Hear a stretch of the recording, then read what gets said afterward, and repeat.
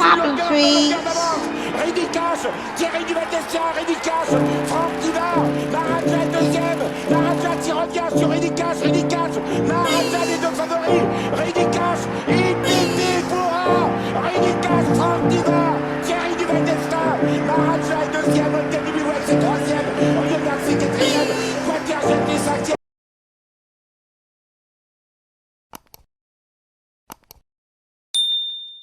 Et bonjour à tous les amis et bienvenue sur ma chaîne YouTube. On se retrouve pour le Grand National du Trot Paris Turf qui se dispute sur l'hippodrome de Nantes. La caravane du Tour de France des trotteurs s'arrête mercredi sur un bel hippodrome, le Grand Prix de Loire-Atlantique, sur 3000 mètres, 3 échelons de départ, un quintet à mon avis qui va pas faire des milliards. Un tracé coulant, faites attention, c'est pas parce qu'on est sur 3000 mètres que c'est facile de rendre les 25 ou les 50 mètres. Et on va démarrer de suite les bases de jeu. Alors mon gagnant sera le numéro 6, Crusoe Danama. Il a 8 ans, il est déféré des 4, transformé depuis qu'il est chez Jean-Michel Bazir. Vient de bien se préparer, entre guillemets, dans le prix de Soulac. Il monte un petit peu de catégorie. Cette course-là a dû lui donner encore un maximum de morale. Faut se méfier des deux chevaux qui partent en tête avec lui, et Voilà de Muse et Firecracker. Il va y avoir du train, c'est ce qu'il aime, et je pense que sur une pointe, il peut gagner. Deuxième base, le numéro 8, et Voilà de Muse, déféré des 4, le choix d'Éric Raffin, je pense, le meilleur engagé du premier échelon. Ils ont plusieurs victoires ensemble, 3 attelés, 3 montés. Je pense que c'est un cheval qui peut disputer le maillot jaune d'ici la finale de Paris pour prendre des points. Rico qui est dessus, il ne doit pas sortir des 3. Le challenger, le numéro 12, Fakir du Leroy, le cheval de classe du lot, il est déféré des 4, ça fait 3 courses qu'il est bien dans sa tête, bien d'allure, la mécanique est bien propre.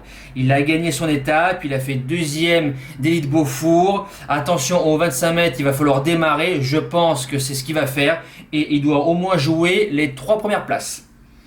Le premier outsider sera l'As, Echo de Chancelly. Il a 3 sur 3 sur le parcours, il reste ferré, mais il fait très bien ferré. C'est un cheval que j'estime, son entraîneur qui est dessus. Il vient de se préparer sur l'hippodrome d'Angers pour ce GNT-là, parce que j'ai pas senti qu'il a fait course. Tout simplement, c'est peut-être plutôt un parcours, voilà, je reste en forme. Echo de Chancelly a déjà fait l'arrivée de GNT, donc je pense qu'il a largement sa place dans les 5. Deuxième outsider, le numéro 4, Désir Castelet, déféré des postérieurs. Gabi qui en tire la quintessence, vient de faire 2 belles courses. Troisième du GNT de Lisieux, derrière Fakir et de Beaufour. Derrière lui, il y avait Cébello Romain, Cache du Rive, Doum Genilou, donc que des chevaux qui ont répété. La ligne est excellente, on appelle ça une ligne gagnante. Il ne doit pas sortir des 5. La suite du pronostic, j'ai mis le 2, Firecracker, déféré des 4, Jean-Philippe Monclin qui est dessus, un duo qui a bien marché cet été sur Vichy, sur 3500 mètres, gagnant très facilement. Fire, je trouve, vient d'avoir une course dure à Vincennes, voilà. Maintenant c'est un rouleau compresseur, il va faire tête et corde, et pourquoi pas jouer les belles places du quintet. Après, le numéro 13, Blues d'Ourville, déféré des postérieurs, Well qui est en forme. Le cheval vient de gagner à Laval, devant Diablo du Noyer et Cliff du Pomereux, donc une ligne qui tient la route. Maintenant, au 25 mètres, ça n'a 0 de marge, mais si le cheval est bien ramené, pourquoi pas une place de 5e à Bellecote. Et je finis avec le 3, Fashion Queen, en 8e position, déféré des 4. Si la jument nous refait une valeur de mort de Bretagne du GNT, je vous dis oui. Je pense que ce jour-là, la jument a pris dur, mais si elle s'est remise de ses émotions, pourquoi pas. En cas de non partant, le numéro 9, je vais en mettre un, Duel du Gers. Vu ses gains, je pense que ça prépare gentiment la finale de Paris. Il sera bien engagé au premier échelon. Alors, pourquoi pas dans un champ réduit, pas mieux.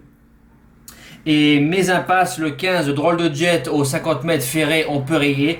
Et le numéro 11, Dostoevsky ferré aux 25 mètres, je pense qu'on peut rayer sans problème. Voilà, nous passons au cheval du jour.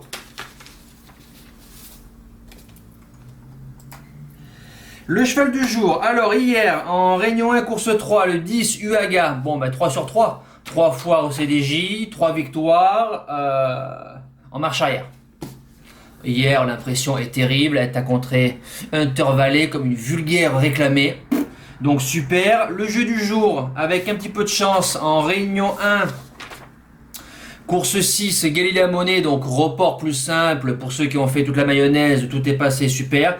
Troisième avec un petit peu de chance à 25 euros. Ça remplace un peu ce qui s'est passé dimanche, place de quatrième avec Fille de la Ferme, donc très très bien. Dommage pour le rapport, je m'attendais à 3, 3,50. Bon ben on touchera que 2,50. Vaut mieux toucher 2,50 que de prendre l'air. Surtout avec ce qui s'est passé hier. Nous espérons un coup de 3 avec Farrell 7, donc ça serait bien d'enchaîner avec une troisième victoire. Et pour mercredi 4 novembre, le cheval du jour en Réunion 1 course 20, forcément ce sera le numéro 6 Cruiserway d'Anama. 5 gagnants, 20 placés, j'ai sur la place parce qu'il y a quand même 2 chevaux qui tiennent la route en tête, plus Fakir du Leuro au 25 mètres. Si le cheval a la bonne course, je pense que ça peut disputer la victoire. Il n'y a pas de jeu du jour parce que j'ai 2 chevaux qui vont courir dans l'après-midi. Un G plus un F, mais je vais attendre parce que je pense que ça va être un petit coup trop tôt. On les touchera, je pense, dans le meeting d'hiver. Donc voilà, ça s'arrête là pour aujourd'hui.